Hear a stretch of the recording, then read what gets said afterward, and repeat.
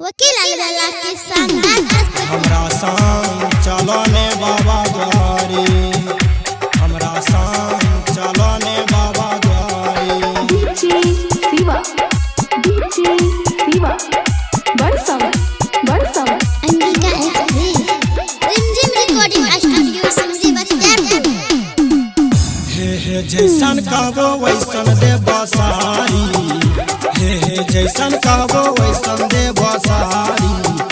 भौजी हे चलो ना बाबा द्वारी, हमरा संग चलो ना बाबा द्वारी। लेने एलिया गेरुआ रंग के सारी, हे लेने एलिया गेरुआ रंग के सारी।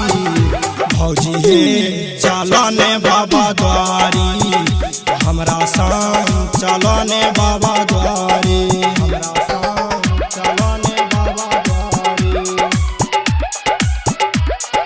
रिमझिम रिकॉर्डिंग स्टूडियो समझी बख्तियारपुर। डीजे सनी बरसावा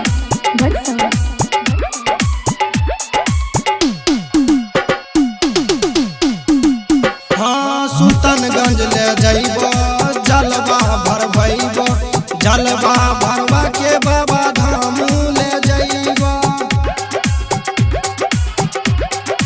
हाँ सुल्तानगंज ले जाइबो, जलवा भरबैबो, जलवा भरवा के बाबा धाम ले जाइबो। हे ले लिहो बाबा धाम के सारी, हे ले लिहो बाबा धाम के सारी।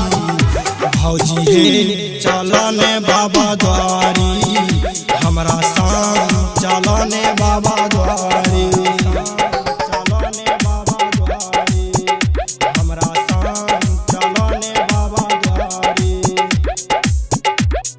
अंगिका एचडी रिमझिम रिकॉर्डिंग स्टूडियो समझी बख्तियारपुर।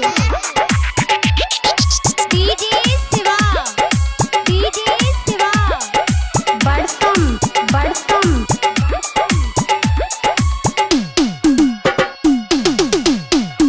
हाँ बाबा धाम जइबो, जलवा चढ़ैबो, जलवा चढ़ा के भोला बाबा के मनैबो।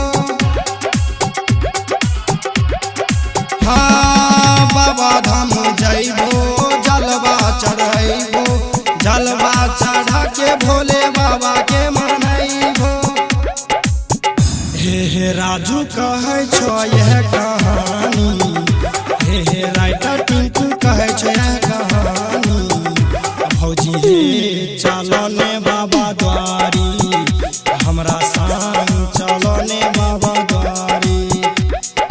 जेह मंगो वह देबो सारी, भौजी हे चलो ने बाबा द्वारी।